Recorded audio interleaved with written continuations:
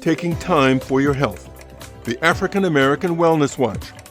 Trusted information for us, by us. Dr. Mike Lenore and other experts from around the country and around the world have the latest on how you and your family can get healthy and stay well. It's time for the African American Wellness Watch.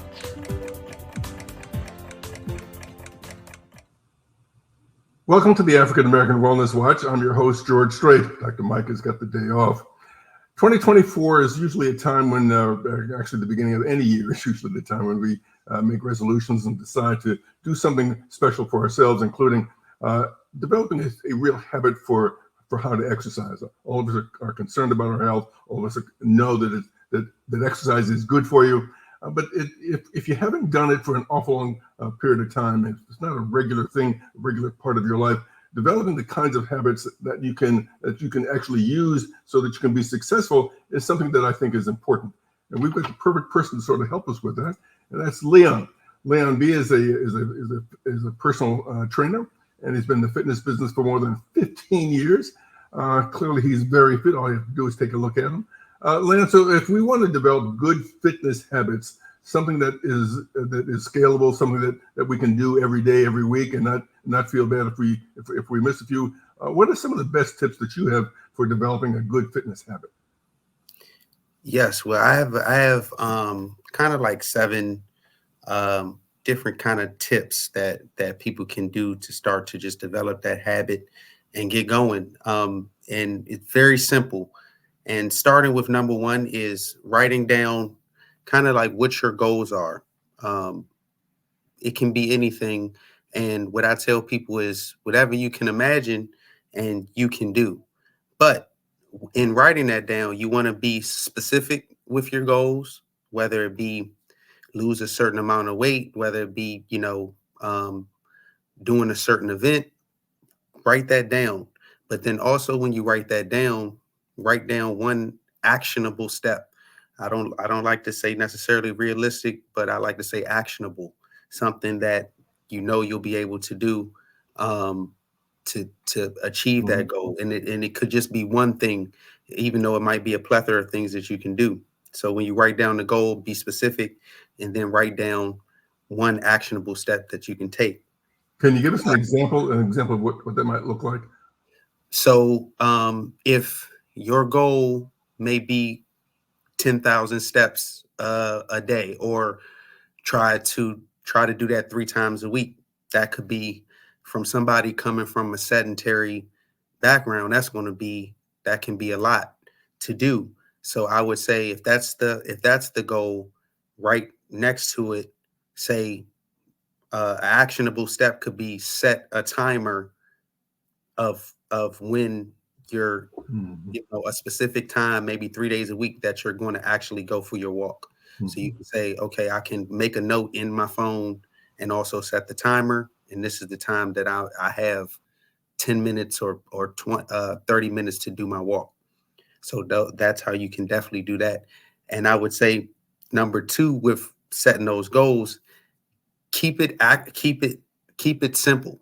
A lot of times we feel as though we may need to go to a gym or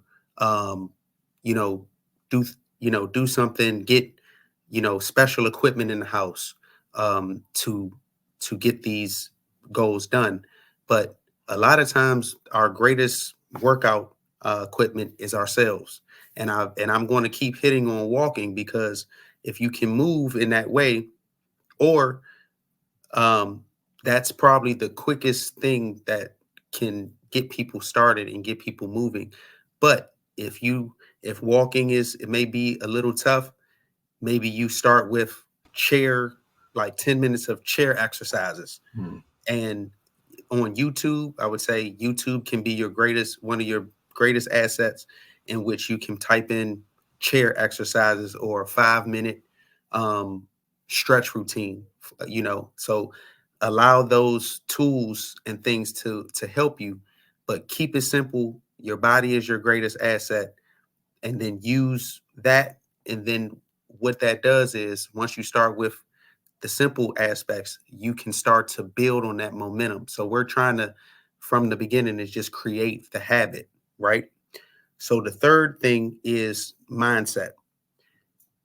Think of your movement as medicine. If you understand that it's more than just, for vanity or that's part of the side effects. And once you work out, you start getting into that routine, you're going to start looking good. Okay. But a lot of people don't understand that movement has great effects on your mind. Once you start moving, you start to your body starts to release dopamine, serotonin, these things that allow you to feel good, but then also helps with your sleep cycle and helps to just those feel good endorphins, feel good hormones that we're in search of daily. And that's one way that we can use our physical bodies to do it, So God doesn't just want you to suffer through the workout. He wants you to also get those good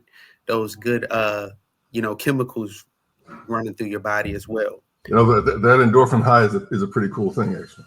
Yes. And most of the time what happens is when you're in the workout, you don't really feel it. But then those 20, 30 minutes after, not only do you're like, oh, I did that workout, but then you get that calm feeling. You're breathing a little more freely and easily, but you have to earn it, and that's sort of the good kind of habit forming growth, right? Yes, correct. So once people get in the mindset of, because we know seasonal depression, different things like that, movement is the secret hack to get through those times.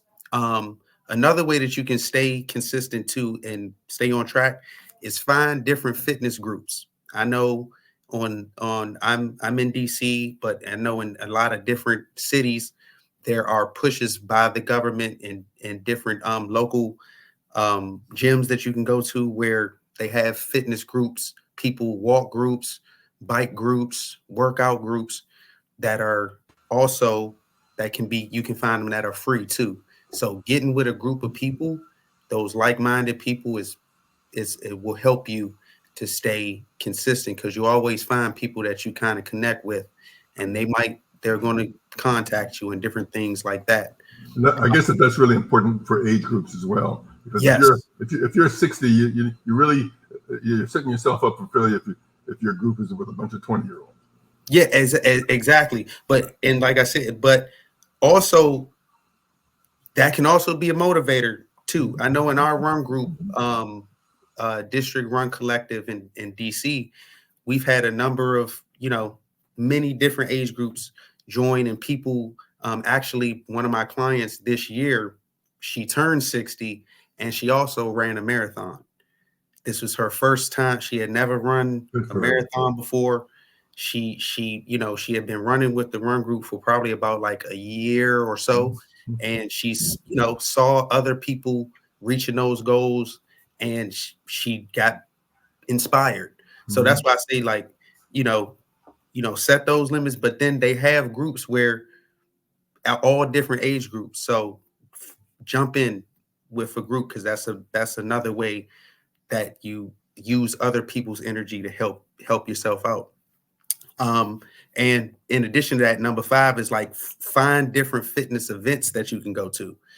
I know on the weekends and different things like that, they'll have like different fitness activations in certain cities where you may get a free water bottle, you may get a free mat, but do those different things that make fitness exciting and get you out and about, and you can see different areas of your city. You can meet different people, and just that's a great way to keep this excitement going, is going to these activations. Because I know in DC there, it's like I said, it's a big push. So our local governments and things of that nature are putting money behind getting people out and getting them moving.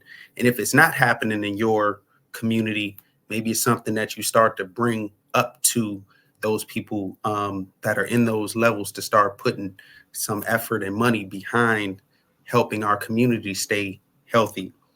I think we've got time for one more. Yes, one more. And I would say, if you can, the ultimate thing to jumpstart, find a professional that you can work with, even if it's for a month, 2 weeks, something like that, where you can gain some knowledge and they can kind of guide you along the way, to help, like I said, the progressive buildup of your program. And, they can definitely put you in the right position, and then different things the right way, and keeping yourself safe, and use the resources that you have around you. So that would be those are definitely my tips to getting started and then staying consistent. So for our audience, I'll go over them again. Set realistic goals. Yes. Use the KISS method. Keep it simple. Yes. Yes. Right. Yes. Have the right mindset, because medicine really is exercise can be medicine. Correct. Find different groups to train with, and make sure that it's the appropriate group for you. I really love this fitness events because it's a cultural thing, right? Yes. Especially us. We like to be around other people like us, and there are a lot of these fitness events up there that can support you and keep you excited. And lastly, find a professional, at least to be able to sort of begin this whole process to develop the right kind of exercise habits. Right? Correct. That's you hitting that right the nail on the head. All right, man. Lam, thanks so much. You're always a joy to talk to, and yes, sir. A joy to our audience. And our artists get a lot more information on our website, aawellnessproject.org. That's aawellnessproject.org. Again, have a wonderful 2024, and let's all commit to stay fit. Thanks. Thanks, George. Appreciate you.